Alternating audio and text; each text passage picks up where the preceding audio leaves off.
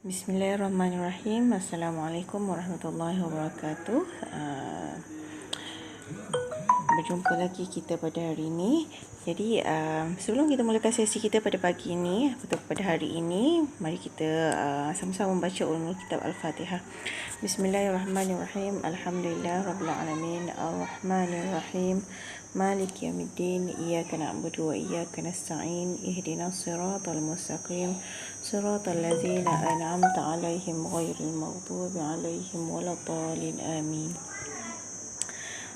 Baiklah, untuk hari ini saya akan sambung tajuk nisbah trigonometri. Bahagian yang terakhir, yang mana hari ini saya akan buat perbincangan soalan ataupun yang mana soalan yang saya pernah bagi sebelum ni untuk awak ulang kaji, ada yang saya perhatikan student saya tak dapat nak buat. Jadi saya rasa ada sedikit masalah lah. Jadi saya akan cuba terangkan macam mana untuk menjawab soalan tersebut. Dan lagi satu, saya akan bincangkan soalan penyelesaian masalah yang telah saya bagi pada bahagian yang ke-6 kalau saya tak silap lah. Jadi tanpa membuang masa, kita mulakan sekarang. Jadi kita mulakan dengan soalan ini. Kalau awak ingat, untuk soalan ini 2 sin 60 darjah darab 3 cos 60 darjah tambah 3 tangent 30 darjah. Ada yang dapat jawab dengan cemerlang dengan jayanya, ada yang dapat separuh jalan je. Tapi yang mana dapat jawab separuh tu, itu adalah satu kebanggaan untuk awak. Sebab kat situ pun awak dah dapat markah sebenarnya, walaupun awak tak dapat full marks. Okey, untuk soalan ni yang saya recall balik, saya ingatkan awak balik. Yang ini yang awak kena ingat lagi tak? Yang saya ajar awak yang buat ada berapa kotak? Yang ada 9 kotak. Yang sini berapa darjah? 30 darjah. Sini 60 darjah, 45 darjah, sin, cos, tangent. Lepas tu awak akan fill up lah dalam kotak-kotak tersebut kan. Okey. So sekarang untuk hari ni saya akan terangkan macam mana nak menjawab soalan ni. Ada sesetengah pelajar saya yang tak dapat jawab, jadi saya rasa ada juga di kalangan awak semua yang tak dapat jawab. Baiklah, jom kita mula. 2 sin theta. 2 sin 60 darjah, yang mana kita tahu 60 darjah awak akan gantikan dengan punca kuasa 3/2. Cos 60 darjah awak akan gantikan dengan 1/2. Tangent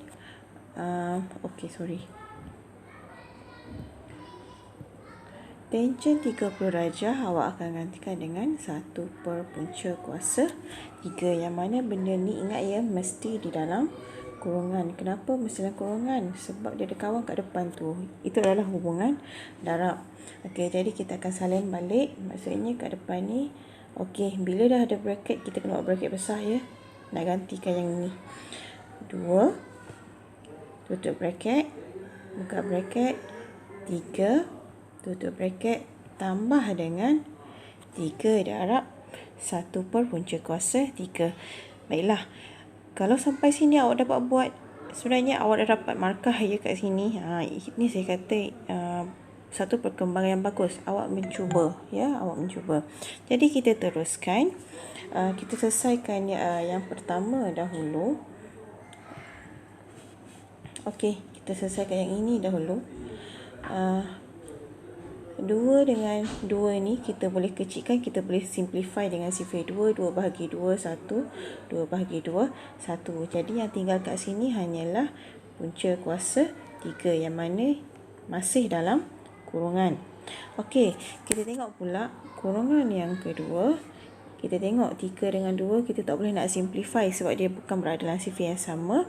Jadi 3 darab 1, 3. Jadi awak akan dapat 3/2. Masih dalam kurungan yang sama. Baiklah, yang seterusnya.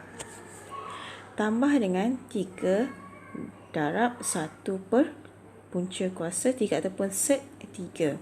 Yang ini pun awak tak boleh nak simplify sebabnya yang ini 3, yang ini set 3, benda yang berlainan. Apa yang saya nak cerita kat awak sekarang ni, kita kalau boleh dalam pecahan, kita tak nak nombor yang ada set dekat bawah. Bila ada set, awak kena ubah dia untuk hilangkan dia. Maksud saya ni awak kena hilangkan dia. Jadi macam mana kita nak hilangkan dia? Baiklah, jadi hari ini saya nak fokus, saya nak ajar awak macam mana kita nak hilangkan nilai set dekat bawah ni. Ni saya nak hilangkan set dekat bawah ni. Okey, caranya macam ni. Okey, saya bawa pergi sebelah. 3 darab 1 per set 3. Jadi sekarang isu kita sekarang ni dalam pecahan ni ada set 3 dekat bawah.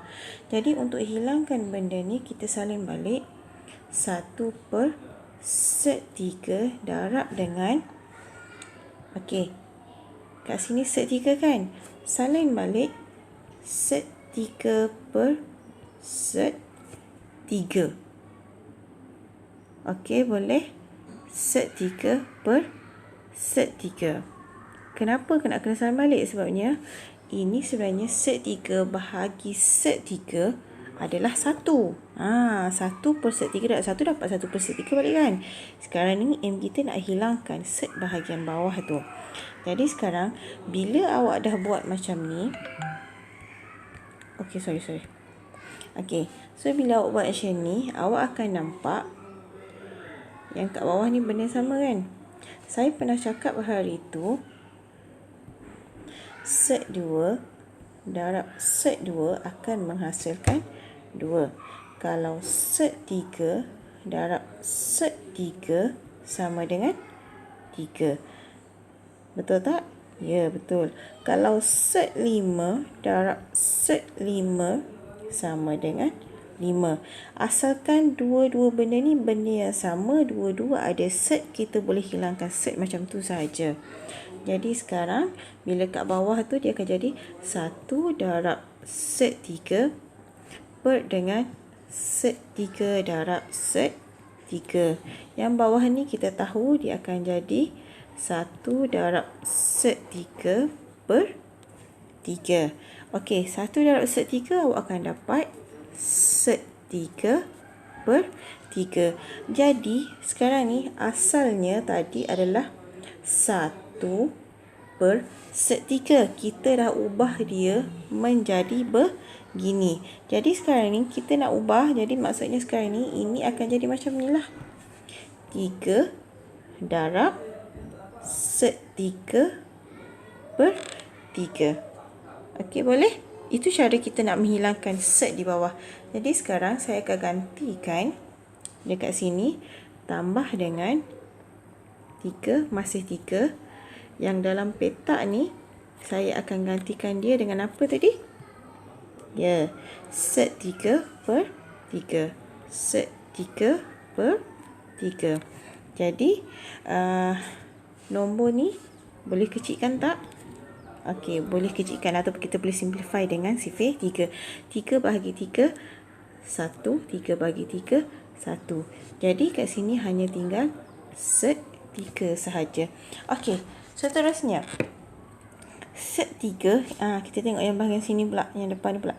Set 3 darab 3 per 2. Kita tak boleh nak simplify. Jadi maksudnya kalau kita hubungkan dia akan jadi set 3 darab 3 per 2 tambah dengan set 3.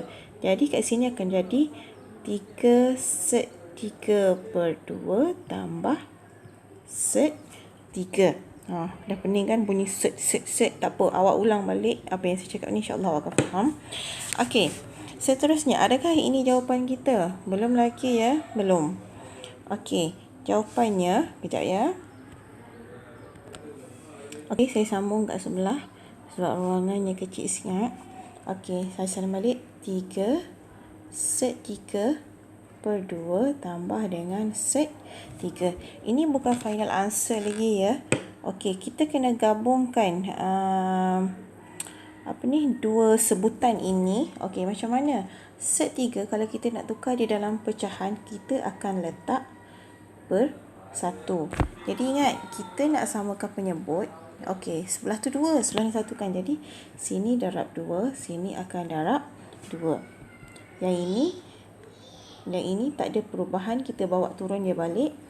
3 set 3 per 2 tambah dengan set 3 darab 2, awak akan dapat 2 set 3. Ingat ya, set kita akan letak kat belakang. Okey, per dengan 2. Bila penyebut dah sama, kita dah boleh tambahkan dia. Maksudnya 3 set 3 tambah 2 set 3 per 2. Okey, awak nampak tak? Ini adalah benda yang sama. Benda yang sama. Contohlah, set 3 ni ialah bola. Set 3 ni ialah bola. Okey, jadi cara bacaan dia 3 bola tambah 2 bola. Jadi sekarang ada berapa bola? Ya, ada 5 bola. Bola tadi apa? Set 3. Jadi 5 set 3 per 2. Jadi inilah jawapan bagi soalan ini.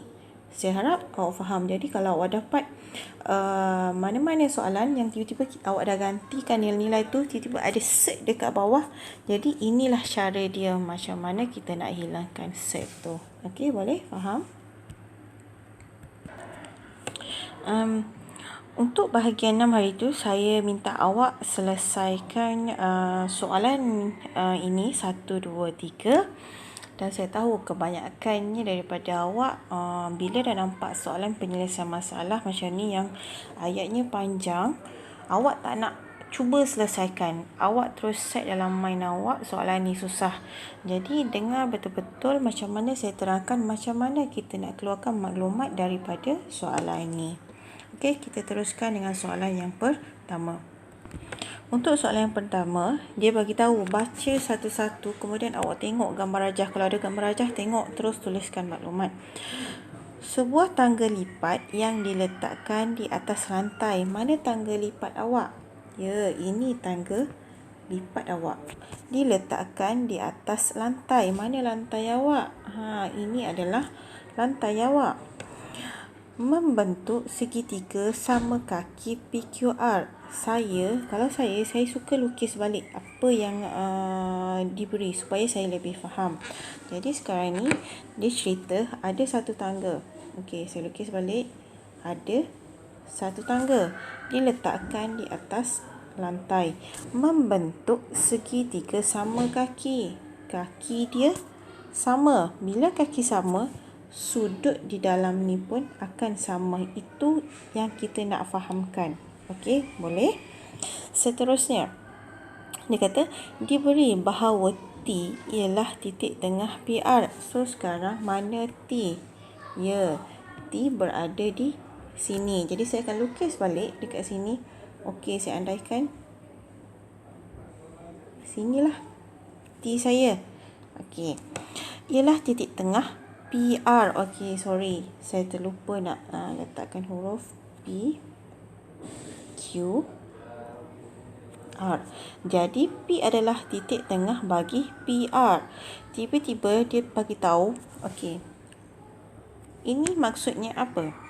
Ini adalah sudut. Jadi sudut PQR.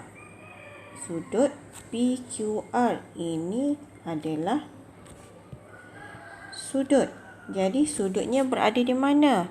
Di huruf Q. Okey, sudut berada di sini. Pada mana sudutnya? Dekat mana? Kalau kita tengok gambar rajah kat sini, bila dia buat garis putus-putus macam ni, awak akan terus, alamak, kat mana dia punya sudut ya sebenarnya? Adakah di sini sahaja ataupun di sini sahaja? Itu akan menjadi persoalan awak. Jadi kita akan tengok balik Q, di tepi Q ni ada apa? Di tepi Q ada P. Maksudnya Q ni berada di antara garis P Q dan garis R Jadi maksudnya sini. PQ, garis PQ, lepas tu garis RQ. Maksudnya sekarang ni daripada garis PQ ke garis RQ, inilah sudut 38 darjah awak. Okey, jadi saya padam sikit. Allahu Akbar. Okay, saya ingat sikit. Jadi maksudnya kita tahu sini adalah 38 darjah. Okey, boleh? Tengok saya tak habis lagi baca semua soalan, tapi saya dah keluarkan maklumat-maklumat nak bagi saya faham. Dan panjang PR, okey, mana PR? Ini adalah PR adalah 1.4 meter. Jadi kat bawah ni PR adalah 1.4 meter dan T berada di tengah-tengah. Hitungkan panjang PQ betul kepada 2 tempat perpuluhan. Tengok, dia ada syarat pula jawapan awak mesti 2 tempat perpuluhan. Tapi tak apa, yang tu nanti kita semak balik. Kita sekarang tengok macam mana kita nak menjawab. Ini adalah segitiga sama kaki. Yang awak belajar dalam tajuk ni mesti berkaitan dengan segitiga bersudut tegak. Jadi macam mana kita nak wujudkan segitiga bersudut tegak?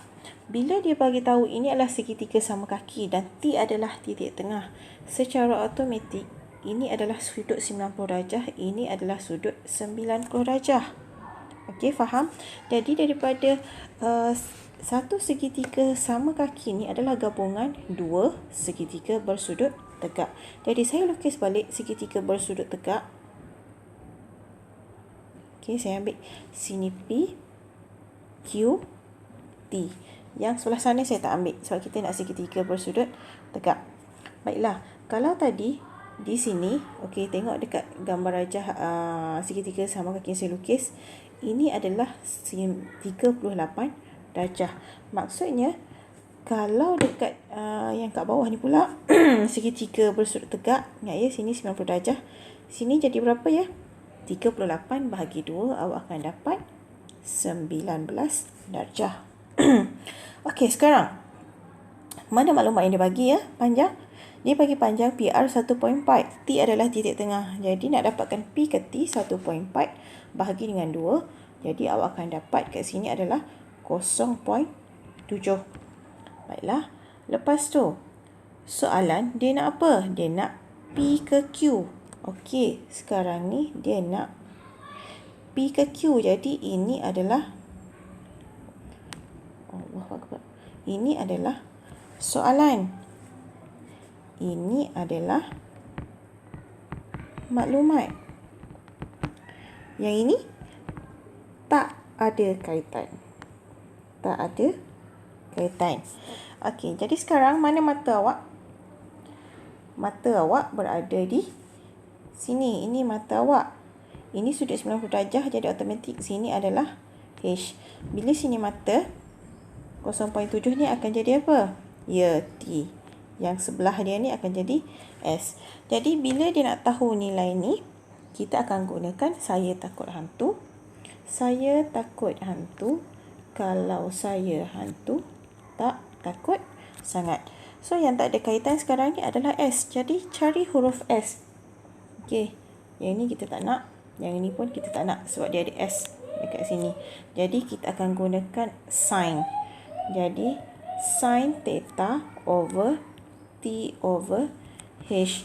Jadi sin theta, theta kita akan gantikan dengan 19 darjah. T awak sama dengan 0.7 per dengan H awak adalah PQ. Okey, sekarang ni awak nak PQ kan? PQ kat bawah. Saya cakap apa? Kalau kat bawah, kita tukar tempat. Ini pergi sini, ini pergi sini. Okey, jadi PQ sama dengan sin 19 darab dengan 0.7. Bila awak tekan kalkulator, okey, sorry kejap ya. Bila awak tekan kalkulator awak, apa yang awak akan dapat?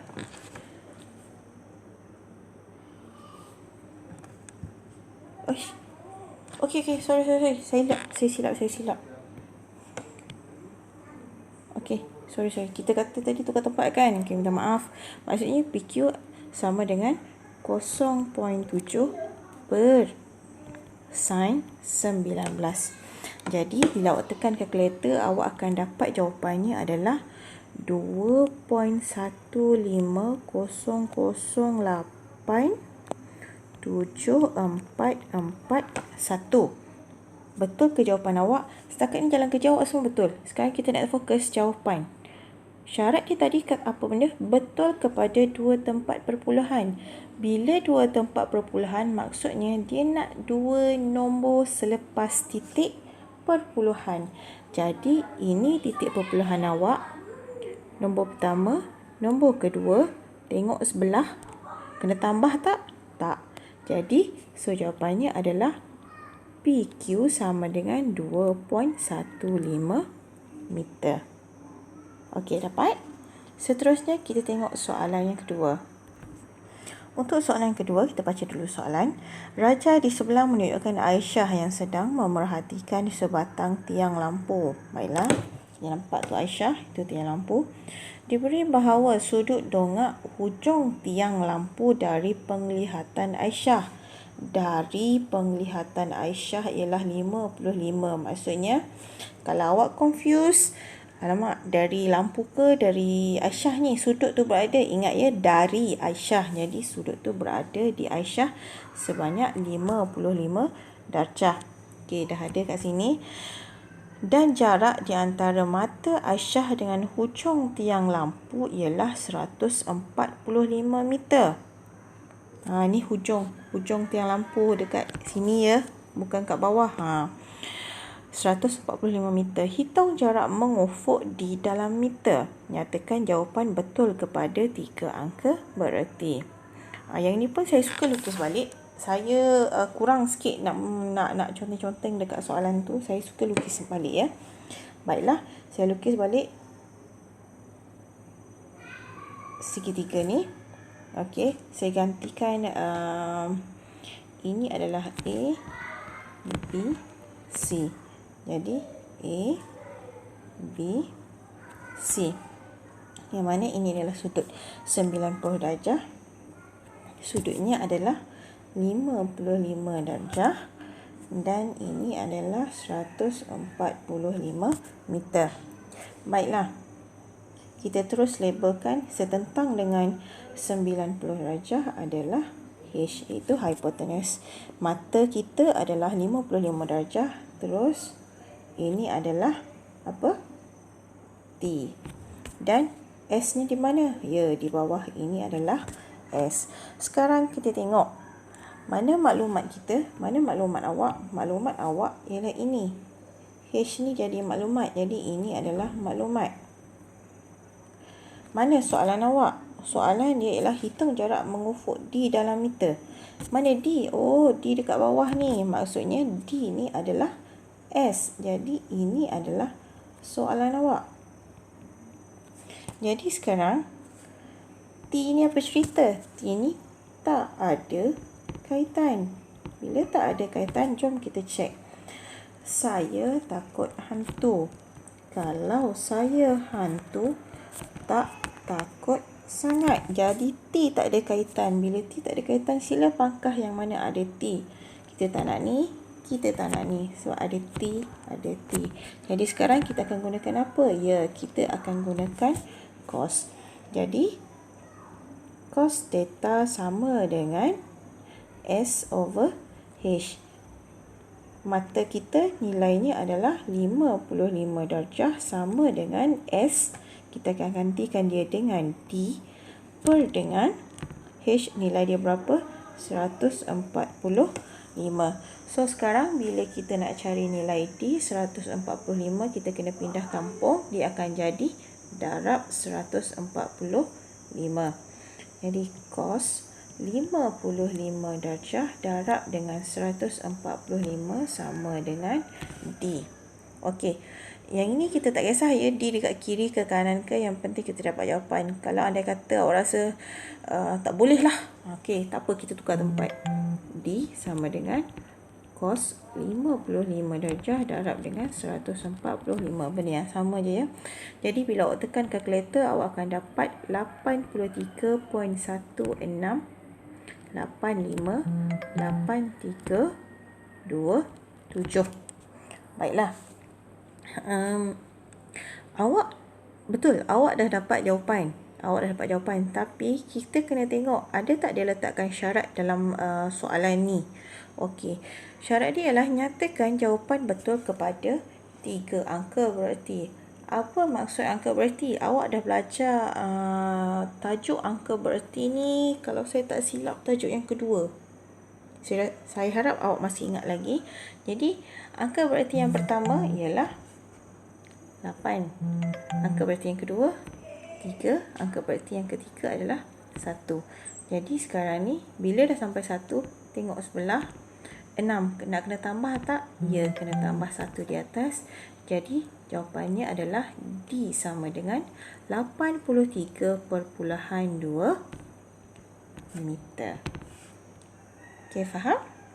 Okey, kita teruskan dengan soalan yang terakhir, soalan yang ketiga. Untuk soalan yang ketiga, jom kita baca soalan. Rajah di sebelah menunjukkan kedudukan sebuah kapal dan rumah api. Okey, ini kapal. Ini adalah rumah api. Diberi sudut tunduk kapal dari rumah api. Tadi sudut dongak kan? Sekarang ni adalah sudut tunduk dari rumah api.